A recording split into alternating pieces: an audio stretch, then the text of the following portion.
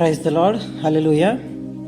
మన ప్రభువును రక్షకుడైన యేసుక్రీస్తు శక్తి కలిగిన నామంలో మీ అందరికీ ఈ ఉదయకాల శుభాకాంక్షలు.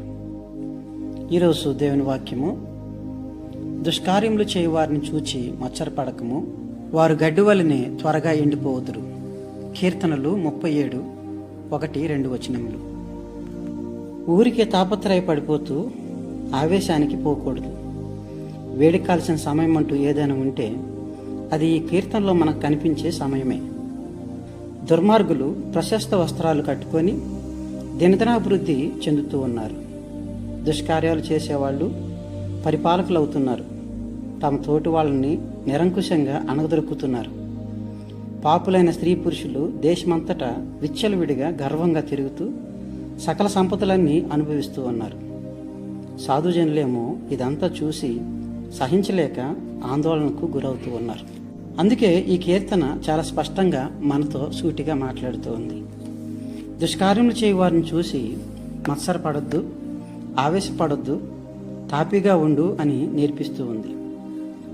న్యాయం నీ వైపున ఉన్నా కూడా ఆవేశానికి పోతే అనర్థాలే అవుతాయి.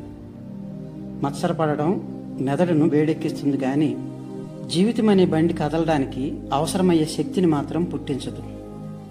ఒకవేళ మనం గమనించినట్లయితే రైలు బండి ఇరుసు వేడెక్కిపోతే లాభం ఏముంటుంది?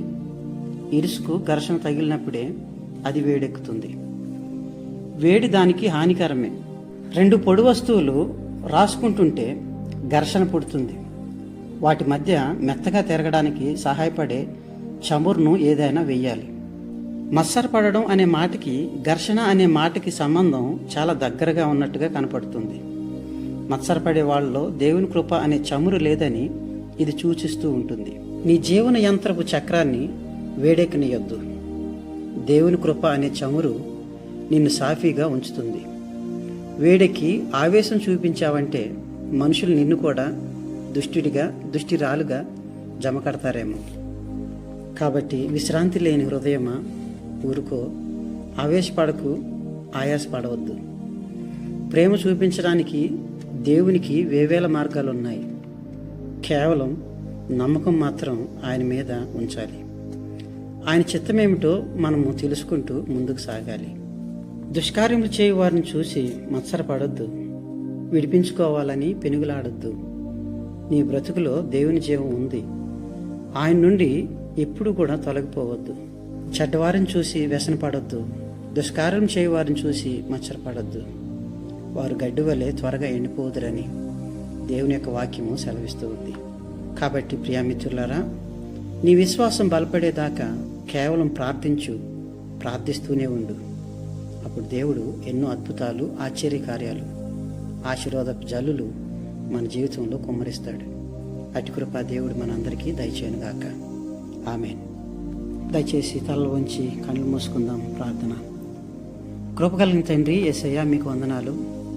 ఇంతవరకు ప్రభా, మీ రెక్కల నీడలో మమ్మల్ని కాపాడి మా అందరికీ తండ్రి మంచి ఆరోగ్యాన్ని, బలాన్ని దయచేస్తూ ఈ నూతన దినంలోనికి ప్రవేశించగలిగే శక్తిని, బలాన్ని తండ్రి దేవా, ఆయుష్ను ప్రభా మాకు దయచేసినందుకే మీకు స్తుతులు, మీ స్తోత్రాలు చెల్లిస్తూ ఉన్నాం.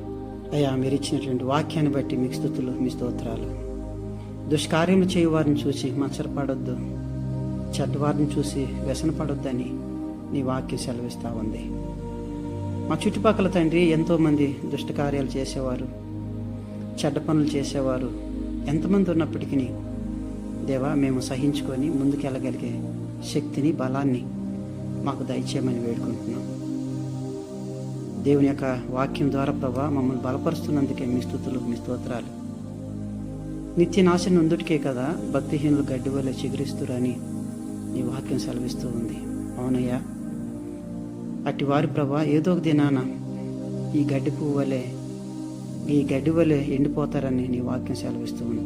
తండ్రి, వారిని చూసి మేము అసూయపడకుండా ఓపికతో మా యొక్క జీవితంలో తండ్రి ముందుకు సాగిపోగలిగే భాగ్యాన్ని, ఓర్పును, సహనాన్ని మాకు దయచేయమని మిమ్మల్ని వేడుకుంటున్నాం.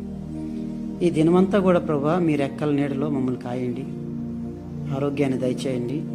మీ యొక్క శక్తితో, మీ యొక్క ఆత్మతో మేము నింపబడడానికి మీ కృపను మాకు దయచేయమని మిమ్మల్ని వేడుకుంటున్నాం. తండ్రి, ఇదేనా మేము ఏ విధమైన పాపంలోనికి, ఏ విధమైన ఉపద్రవంలోకి చిక్కోకుండా, ఏ విధమైన దోషాల్లోనికి మేము పాలుపందులు పొందకుండా మమ్మల్ని ప్రభా మీరు ఎక్కల చాటున కాచి న్యాయంగాను ధర్మంగాను మీ నామానికి మహిమకరంగా ప్రభా మేము జీవించగలిగే శక్తిని, సామర్థ్యాన్ని మాకు దయచేయమని, మమ్మల్ని మా యొక్క రక్త సంబంధికులను, మా కుటుంబీకులందరినీ దీవించి ఆశీర్వదించమని, ఈ దినదేవులతో మమ్మల్ని కాపాడి సంరక్షించమని యేసుక్రీస్తు నామములో అడిగి వేడుకొనిచున్నాము తండ్రి. ఆమేన్. ప్రభు మనందరినీ బాగా దీవించును గాక. May God bless you all.